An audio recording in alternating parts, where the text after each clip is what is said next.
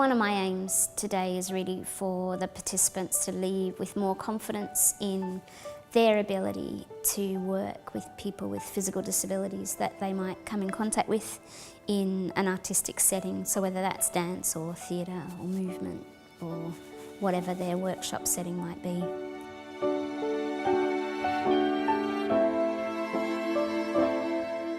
I mean, I was frightened when I've been teaching for, I think, 16 years, and my first years, you know, I've been in quite safe environments. I was working with mixed ability groups, and I was quite happy. And then I got asked to come into a special school that it was children that they were in their chairs all day, and they had no movement, and there was not a lot of interaction. If I was talking, there would be maybe the tiniest thing, and I was intrigued but also frustrated in myself that I wanted to be able to work with these children.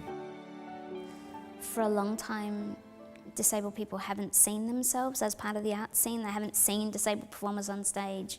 They haven't seen disabled dancers, so they have assumed that this is not for them. So often when you open the opportunities as a practitioner, people don't necessarily put themselves forward for that.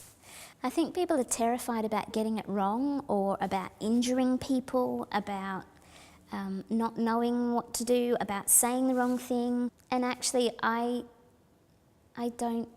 think those fears are real for people, but I don't think they're justified in a way, because if they just asked the questions that they weren't sure about, they would get answers, and no one is going to be offended by someone just trying to do their job better.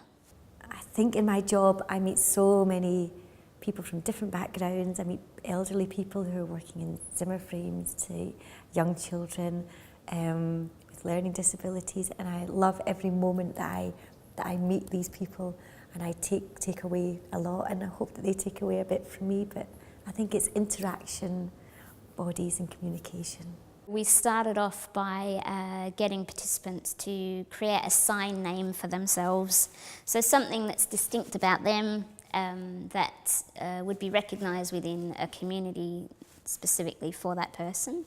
From that then we did some crossings where we got one person to stand and the rest of the group signed their sign name to them, to a piece of choosy music, and people then went into small groups of 4 or 5 to create a small piece of, a small movement phrase that was based on the sign names of the 4 or 5 people that were in that group.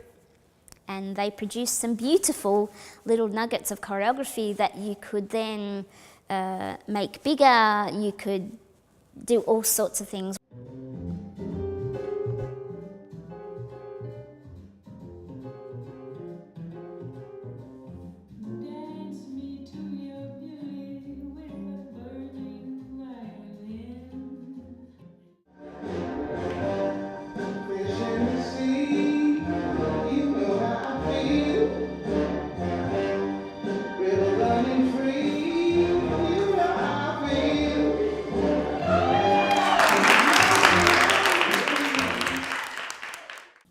I thought it was opening. Nice. Great. Take this at the pace that feels right for you. Think about the rhythm. Think about your physical response to the song.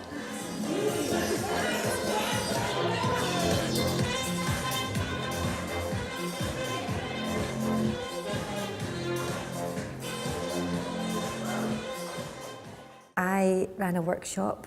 It's specifically geared at working with people that have very little communication, movement-wise and verbally.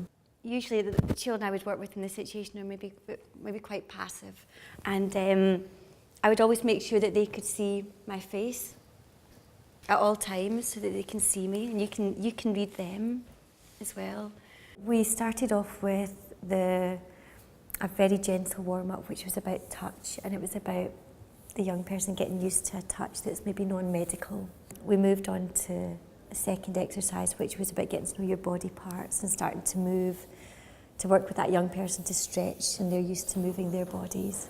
We then moved on to a bit about lifting and handling, so we were getting used to moving actually moving somebody in a safe way, but also a creative way in responding to how they're wanting to move.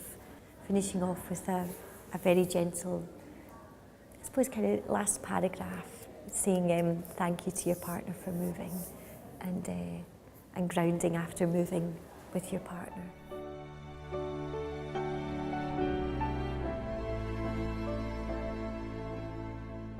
I think there's still a thing about getting it right, not wanting to hurt people, ensuring that people are there at their own will, that people are not being done to, but they're being done with. And that's a really important thing to have an awareness of. I'm hoping they have confidence. They have a toolbox so that they know that they can pull on stuff if they ever have the fear, that they know that they can pull on something that they think, oh yeah, this will work. And I hope it's just an understanding of the work that Caroline and me do, and trusting themselves that they can facilitate this work.